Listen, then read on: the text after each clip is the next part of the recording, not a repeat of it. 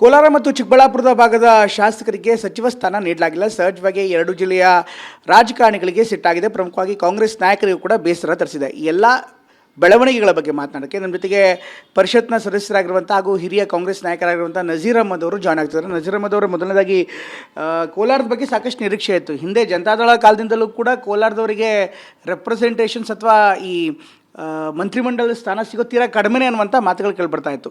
ಕಳೆದ ಬಾರಿ ಬಹುಶಃ ರಮೇಶ್ ಕುಮಾರ್ ಆದಮೇಲೆ ಯಾರೂ ಕೂಡ ಸರಿಯಾದ ರೀತಿಯಲ್ಲಿ ನಿಮ್ಮದೇ ಜಿಲ್ಲೆಯ ಮಂತ್ರಿಗಳು ಯಾರೂ ಆಗಿರಲಿಲ್ಲ. ಈಗ ಮತ್ತೆ ಕೈ ತಪ್ಪಿರೋ ಬಗ್ಗೆ ಏನು ಹೇಳ್ತೀರಿ ಸರ್? ಏನಾಗಬೇಕಾಗಿತ್ತು? ನಿಜವಾಗಲೂ ಬಾರಿ ಒಂಥರ ಕೋಲಾರಿಗೆ ಅವಕಾಶ ಈ ಸತಿ ಕೊಡ್ತಾರೆ ಅಂತ ಹೇಳ್ಬಿಟ್ಟು ಎಲ್ಲರೂ ನಾವು ನಂಬಿದ್ದೀವಿ. ಕಾರಣ ಕೋಲಾರ ಜಿಲ್ಲೆನಿಂದ 4 ಜನ ಶಾಸಕರು ಗೆದ್ದಿದ್ದಾರೆ. 6 ಕ್ಷೇತ್ರದಲ್ಲಿ 4 ಜನ ಗೆದ್ದಿದ್ದಾರೆ.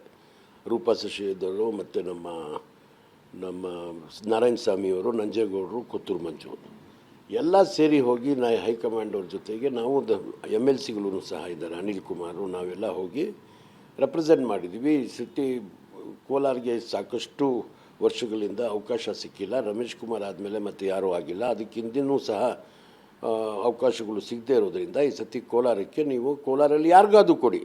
ಒಬ್ಬ ಮೇಜರ್ ಕಮ್ಯುನಿಟಿ ಒಕ್ಕಲಿಗರಾಗಿ ನಂಜೇಗೌಡರಿದ್ದಾರೆ, SC ಕಮ್ಯುನಿಟಿಯಲ್ಲಿ Roopa Shashidhar, SN Narayana Swamy is also senior man, 3 ಸತಿ MLA ಆಗಿದ್ದಾರೆ.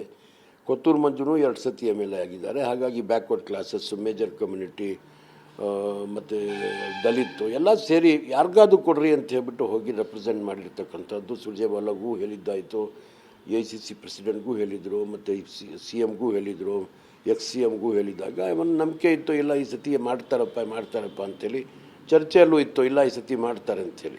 ಬಟ್ ಲಿಸ್ಟ್ ಬಂದಾಗ ನಿಜವಾಗ್ಲೂ ಭಾರಿ ದುಃಖ ಆಯಿತು. ಪ್ಲಸ್ಸು ಅಲ್ಲಿರ್ತಕ್ಕಂಥ ನಮ್ಮ ಜನಾಂಗಕ್ಕೆ ನಾವು ಏನು ಉತ್ತರ ಕೊಡೋದು? ಅವರು ಯಾಕಪ್ಪ ಎಲ್ಲ ಡಿಸ್ಟ್ರಿಕ್ಟಲ್ಲಿ MLAಗಳು ಇರ್ತಾರೆ, ಮಿನಿಸ್ಟ್ರು, ಜಿಲ್ಲಾ ಮಂತ್ರಿಗಳಿರ್ತಾರೆ, ನಮ್ಮ ಕೋಲಾರಿಗೆ ಯಾಕಿಲ್ಲ ಅಂತ ಹೇಳ್ಬಿಟ್ಟು ಈ ಪ್ರಶ್ನೆ ಮೊದಲಿಂದ ಬರ್ತಾ ಇದೆ. ಈಗ ಹೆಚ್ಚಾಗಿ ಕೇಳ್ತಿದ್ದಾರೆ. ಅದೇ ರೀತಿ ಲಾಸ್ಟ್ ಟೈಮು ಕೋಲಾರಿಗೆ ಕೊಟ್ಟಿಲ್ಲ, ಮತ್ತು ಸುಧಾಕರ್ಗೆ ಕೊಟ್ಟಿದ್ದರು. ಡಾಕ್ಟರ್ ಸುಧಾಕರು ಕೋಲಾರ, ಚಿಕ್ಕಬಳ್ಳಾಪುರ, ಅಭಿಜತ್ ಡಿಸ್ಟ್ರಿಕ್ಟ್ ಆಗಿದ್ದಾಗ ಅಲ್ಲಿ ಸಂಪರ್ಕಗಳು ಇತ್ತು.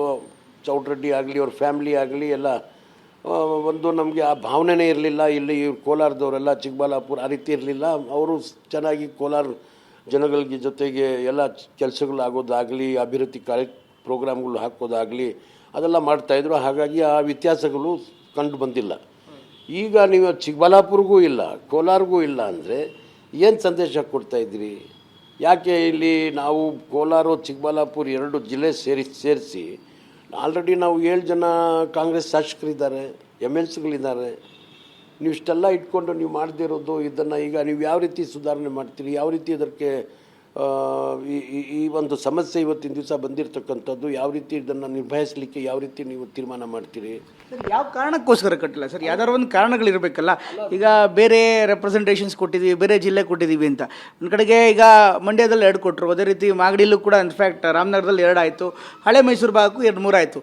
ಕೋಲಾರಕ್ಕೆ ಯಾವ ಕಾರಣಕ್ಕೆ ಕೊಟ್ಟಿಲ್ಲ ಅಂತ ಏನಾದ್ರು ಕೇಳಿದ್ರೆ ನೀವು ಏನು ಕಾರಣಕ್ಕೋಸ್ಕರ ಮಿಸ್ ಆಯಿತು ಅನ್ಸುತ್ತೆ? ಹಾಗಾಗಿ ಅದಕ್ಕಾಗಿ ಇವತ್ತು ನಾವು ಒಂದು ಗಂಟೆಗೆ ಒಂದು ಸಭೆ ಸೇರ್ತಾ ಇದ್ದೀವಿ. ಎಲ್ಲ ಶಾಸಕರು ಮತ್ತು ನಮ್ಮ ಲೋಕಲ್ ಮುಖಂಡರುಗಳೆಲ್ಲ ಸೇರ್ತಾ ಇದ್ದೀವಿ. ಸೇರಿಬಿಟ್ಟು ಅಲ್ಲಿ ಚರ್ಚೆ ಮಾಡ್ತೀವಿ. ಚರ್ಚೆ ಮಾಡಿ ಹೋಗಿ ನಾವು ಮುಖ್ಯಮಂತ್ರಿಗಳಿಗಾಗ್ಬೋದು, ಮಾಜಿ ಮುಖ್ಯಮಂತ್ರಿಗಳಿಗಾಗಿರ್ಬೋದು, ಸುರ್ಜೇವಾಲಾಗಿ ಆಗಿರ್ಬೋದು, ಅಲ್ಲಿ ಹೋಗ್ಬಿಟ್ಟು ಯಾತಕ್ಕಾಗಿ ಈ ರೀತಿ ನೀವು ನೆಗ್ಲೆಕ್ಟ್ ಮಾಡಿದಿರಿ, ಯಾತಕ್ಕಾಗಿ ಈ ರೀತಿ ನೀವು ತೀರ್ಮಾನಕ್ಕೆ ಬಂದಿರಿ, ಯಾಕೆ ನಮ್ಮಲ್ಲಿ ಅರ್ಹತೆ ಇಲ್ವಾ, ಯಾಕೆ ನಮ್ಮಲ್ಲಿ ಇಷ್ಟು ವರ್ಷದಿಂದ ಕಾಂಗ್ರೆಸ್ ಪಕ್ಷದಲ್ಲಿ ಹಲವಾರು ಹೆಚ್ಚಿನ ರೀತಿಯಲ್ಲಿ ಕಾಂಗ್ರೆಸ್ಗೆ ಒಂದು ಸಪೋರ್ಟ್ ಇರ್ತಕ್ಕಂಥ ಜಿಲ್ಲೆಗಳು ಅದು. 7-8 ಸತಿ MPಗಳು ಎಲೆಕ್ಟ್ ಆಗಿದ್ದಾರೆ ಅಲ್ಲಿಂದ. ಕಾಂಗ್ರೆಸ್ MPಗಳು ಸತತವಾಗಿ 7-8 ಸತಿ ಕಾಂಗ್ರೆಸ್ MPಗಳು ಎಲೆಕ್ಟ್ ಆಗಿದ್ದಾರೆ. ಅಂಥ ಜಿಲ್ಲೆಗೆ ತಾವು ಯಾಕೆ ನೆಗ್ಲೆಕ್ಟ್ ಮಾಡ್ತಾಯಿದ್ದೀರಿ ಅಂಥೇಳಿ ನಾವು ಹೋಗಿ ಅವ್ರ ಜೊತೆಗೆ ಒಂದು ಚರ್ಚೆ ಮಾಡೋಣ ಅಂತ ತೀರ್ಮಾನ ಮಾಡ್ತಾಯಿದ್ದೀವಿ.